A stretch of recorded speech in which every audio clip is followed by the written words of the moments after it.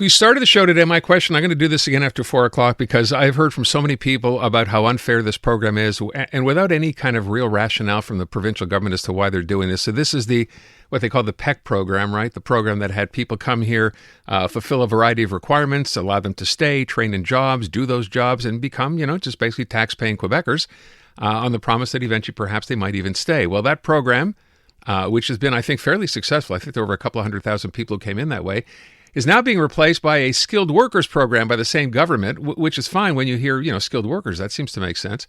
But the problem is those people who came here under the previous program are now finding out that the rules have been changed mid-game.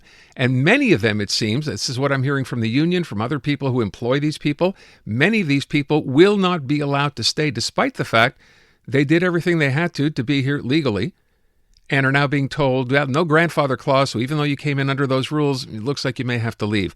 One of those people is Alejandro Morales, who is a professor at UQAM's Faculty of Math, who actually studied in the U.S. before coming to Canada. He's on the line. Mr. Morales, thanks so much for being here. Can you, first of all, give me an idea of how you ended up coming here in this program? What did you have to do, and how long have you been here, and what are you doing now? Yeah, thank you for the opportunity. I started my job in the summer of 2023 as a professor in the Department of Mathematics and the Faculty of Sciences here at UQAM. And I did my PhD in the U.S. at MIT, but I did my undergrad at the University of Waterloo in Ontario. So I came knowing that there was this other program where you could, with points, like the one there's right now, where you could get points if you had done your undergrad in Canada. But that was maybe after a year or so that was changed. And then I knew there was the second program, the PEQ, that after 2 years of working, you could apply for the residence, and so that was kind of the plan B, let's say, and then that was suspended last fall. So now and replaced with this new program, the skilled worker selection program that you talked about. Okay, so you had an experience program, the English now replaced by a skilled workers program, but specifically with what that does to you, if there's no grandfather clause here, what does that mean for you?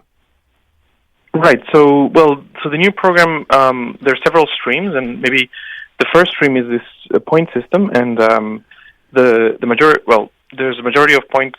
There's like a lot of points allocated if you did your studies in Quebec, which is not my situation, and also you get this extra points if you work and reside outside of the Montreal and Laval area. So I cannot access those points. So I guess if you're an academic, they take 10 years of study, and maybe it took me maybe 6 years before I could get my first permanent position, and then I was a professor somewhere else. So anyway, I'm not, after a certain point, there's also this point system with age, so I still have a little bit of points of that, but very soon I will not have any points for my age if time passes. So it just happens that I have this I have maybe I'm under 200 points of the points that of the people that were called last semester that this program was in place. So that looks pretty hard, and so there's another stream of exceptional talent, but it's kind of I'm trying to get informed if I can apply to that. But at the moment with the point system, it looks, unless the number of points that the people are calling changes and goes down, it seems pretty unattainable. Do you have colleagues who've come in under the same program, other people who find themselves in the same situation? Yeah, so at my university, it seems like there were about more than 20 that are in the same situation in all different fields. It became knowing that there was this program after 2 years of being a professor and teaching, you could apply for the residence, and so we're kind of all in the same boat. And maybe a similar number in each of the other. I mean, we don't have the exact numbers for the other universities, but in our university, it's around 25. Have you been given, obviously you're concerned. You don't want to have to pick up and leave if you have to, but have you sought legal opinion here, or what are you doing to try to understand what possibly could happen? Right. So what happens is that then we have our work permits, and then you have to have some papers from Quebec and also papers from the federal government.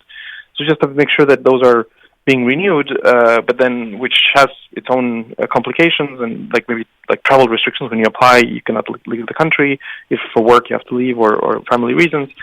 So you stay in that process that it's kind of maybe hard to plan ahead. But then we're looking with the human resources of the university to see to explain the new program, and maybe get consulting with immigration lawyers also. With no guarantees of any kind here.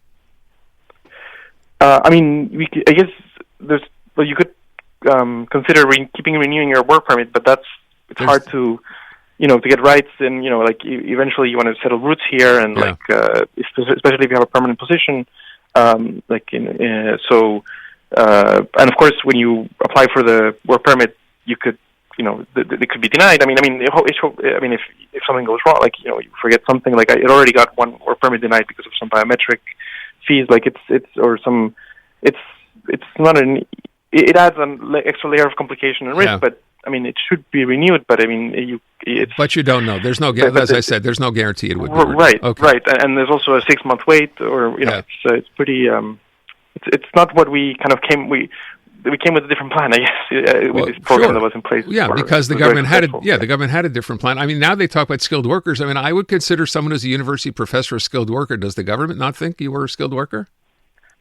I mean, so they talk about this stream of exceptional talent, but the rule. I mean, if maybe for some people that have these very fancy chairs that are very established researchers, it's pretty clear what to do. But it doesn't apply to many of us 25. So then it's a more nebulous process that you have to ask maybe the research.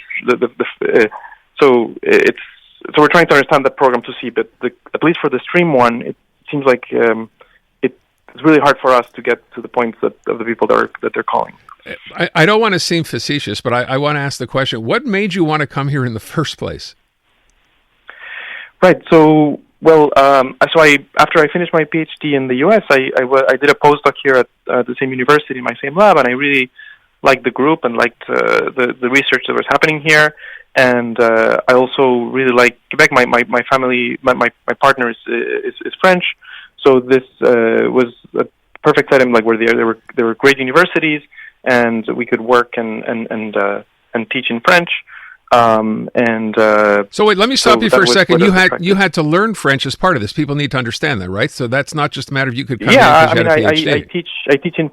I teach in French. Right. I also, this part of this point system, you have to do French exams, and I to get like points, and I've definitely done those. So yeah, I mean, also it's a place where you could work in French, work in English, and it's. So that's what attracted, and very good universities, and also besides the province, also the country is attractive. I had done my undergrad in Canada, so right. It was good to be back. Which kind of begs my next question, which is, let's say this doesn't work out. I mean, it's not a real big thing for you to pick up and move, say, for example, to Ontario. Well, for now, we're trying to figure out this new system. I mean, it's like I solve math problems for a living. This is a new problem that I'm trying to find a solution. But we also mathematics. We also have like these unsolved problems, but I hope this one has a solution. I've invested being here, and also the university. As you said, the province, the university has also invested in me, and I want this to work out for all of us. Look, I wish you luck. As I said, the problem with this is it seems so, as you said, nebulous. We don't know who's in, who's out. There's no guarantee one way or the other. Hopefully there'll be some clarification from the government, although there doesn't seem to be a real desire to do that. So I wish you the best. Yeah, and I wish for the group of all the other 25 that were in the same boat that it can work out for us. Thank you very much. Appreciate the time. Yeah, Alejandro Morales, professor over at UQAM, finding himself in that spot. And it's interesting, I said, do you have any colleagues?